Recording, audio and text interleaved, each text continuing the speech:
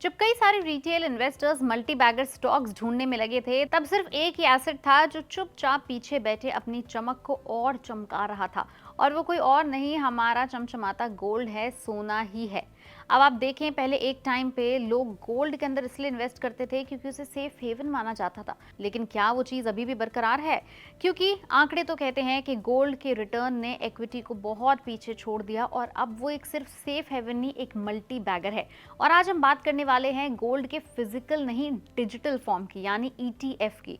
लोगों को पहले खतरा लगता था कि गोल्ड ईटीएफ के तरीके से कैसे लेंगे, क्या होगा, लेकिन आंकड़े ये भी कहते हैं कि पिछले कुछ सालों में कुछ ऐसे ईटीएफ हैं जिन्होंने इन्वेस्टर्स के पैसे सिर्फ 10 लाख रुपए को 1 करोड़, सवा करोड़ तक बना दिया। ऐसे ऐसे बम्पर रिटर्न्स दिए हैं गोल्ड ईटीएफ ने, और ईटीएफ के इनफ्लोज भी ऐसे बड़े हैं। कुछ ऐसे ईटीएफ हैं जिन्होंने 900% से ज्यादा रिटर्न दे दिया है। अब इमेजिन करिए, इतने रिटर्न देने वाले ईटीएफ में तो इनफ्लो बढ़ना ही है। और बता दें कि गोल्ड सिर्फ इंडिया में ही नहीं चमक रहा, गोल्ड एक्चुअली पूरी दुनिया में बहुत ज़बरदस्त लेवल पर ट्रेड हो रहा है। $4000 पर आउंस के करीब ट्रेड हो रहा है। अगर इंडिया में अगर आप उसकी कीमत देखेंगे तो 24 कैरेट गोल्ड की आपको 10 ग्राम की कीमत लगेगी समवेयर अराउंड 1,20,000 to 24,000। थोड़ा बहुत ऊपर नीचे होता है डे के हिसाब से, लेकिन वैसे चांदी भी पीछे नहीं है, ऑलमोस्ट 1.5 लाख रुपए प्रति किलो के करीब ट्रेड हो रही है। But coming back to gold ETF, जिस गोल्ड ईटीएफ की हम बात कर रहे थे वो इंडिया का सबसे पुराना गोल्ड ईटीएफ है। उसका नाम है निप्पॉन इंडिया गोल्ड बीज, जो साल 2007 से गोल्ड ईटीएफ के अंदर इन्वेस्ट कर रहा है। यही वो ईटीएफ है जिसने इन्वेस्टर्स को 950% से ज्यादा रिटर्न दिया है और लोगों के 10 लाख को 1.25 करोड़ रुपए भी बनाया है। वैसे तो हम एग्जाम्पल के तौर पर बता रहे हैं, लेकिन आपको इसकी थोड़ी सी रिटर्न के बारे में भी बताएं।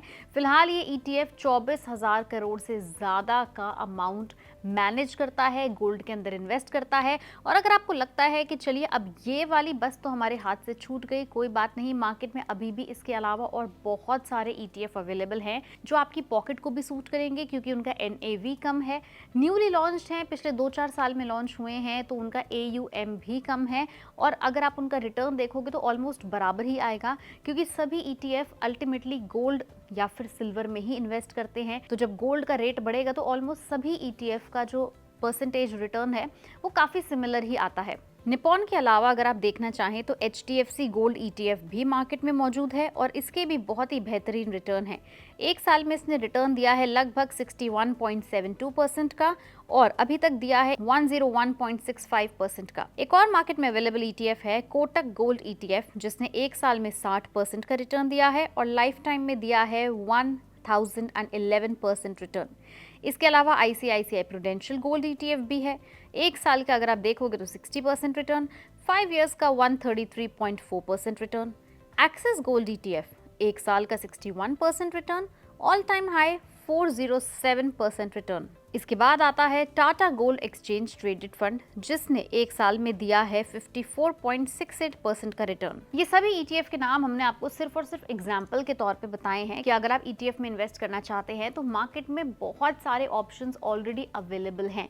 और इनफैक्ट ये तो हमने सिर्फ 4-5 का ही नाम लिया है, मार्केट में इसके अलावा भी और बहुत सारे गोल्ड के साथ साथ सिल्वर ईटीएफ भी मौजूद हैं। इन सब ईटीएफ ने अगर आप ध्यान से देखें तो एक साल के अंदर लगभग 50 से 60% प्लस तक का रिटर्न दिया है, जो रीसेंट ग्लोबल अनसर्टेनिटी और गोल्ड डिमांड को रिफ्लेक्ट करते हैं। अब इसका बड़ा कारण क्या हो सकता है? देखिए, कारण इसमें हो सकता है सबसे पहले गोल्ड इन्फ्लेशन।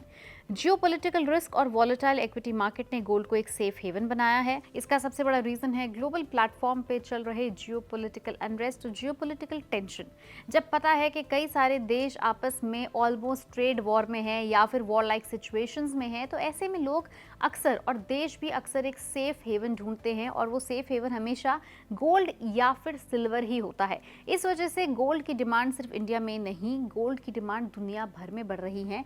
सारे देश ऑलमोस्ट अपने गोल्ड रिजर्व को डबल या ट्रिपल करने की कोशिश में है। दूसरा है इंडिया का गोल्ड इंपोर्ट। इंडिया ऑलमोस्ट अपना 86% गोल्ड इंपोर्ट करती है और वीक रुपी को गोल्ड और महंगा भी करता है। ये भी एक बहुत बड़ा कारण है गोल्ड के महंगे होने का। इसके बाद आता है गोल्ड ईटीएफ में रिकॉर्ड इनफ्लोज। सितंबर 2025 में हाईएस्ट एवर इनफ्लो हुआ है, जिससे गोल्ड का total asset under management $10 billion से ज़्यादा हो गया। और सुनिए, साल 2025 में गोल्ड ईटीएफ ने रिकॉर्ड तोड़ इन्फ्लो देखे हैं। सिर्फ सितंबर के महीने में ही हमने बताया जब $10 बिलियन क्रॉस किया। ईयर टू डेट रिटर्न अगर आप देखें तो टॉप गोल्ड ETF ने अभी तक 66% तक के रिटर्न दिए हैं। अगर आप उनकी 1 साल, 5 साल, 3 साल या कोई भी रिटर्न देखोगे तो आपका गोल्ड का age compare to equity market काफ़ी हाई ही मिलेगा, विच क्लियरली इंडिकेट्स कि गोल्ड की जो रैली है वो अभी शुरू नहीं हुई। शुरू तो हुई भी है लेकिन अभी भी वो चालू है। और अगर आप भी इस रैली का हिस्सा बनना चाहते हैं और ज़्यादा अमाउंट इन्वेस्ट नहीं भी करना चाहते तो भी आप किसी भी प्रकार के गोल्ड ETF में 100, 500, 1000 रुपए से भी शुरुआत कर सकते हैं। आज शायद वो आपको अमाउंट बहुत छोटा लगे लेकिन आने वाले 5 से 10 साल में हमने आपको बताया किस तरह से वो 900% तक का भी रिटर्न देके जा सकता है। आपका गोल्ड इन्वेस्टमेंट या गोल्ड ETF से जुड़ा अगर कोई सवाल है, कोई डाउट है तो हमें नीचे कमेंट सेक्शन में लिख के जरूर बताएं। लेकिन याद रहे कि हमने जितने भी नाम लिए हैं वो सिर्फ हमने आपको एग्जाम्पल के तौर पर ही बताए हैं, उसमें इन्वेस्ट करने या ना करने की कोई सलाह नहीं दी। गोल्ड और सिल्वर से जुड़ी आपको सारी अपडेट्स मिलती रहेंगी पैसा लाइव पर। वीडियो पसंद आई तो लाइक करें, शेयर करें और चैनल को फॉलो और सब्सक्राइब करना ना भूलें।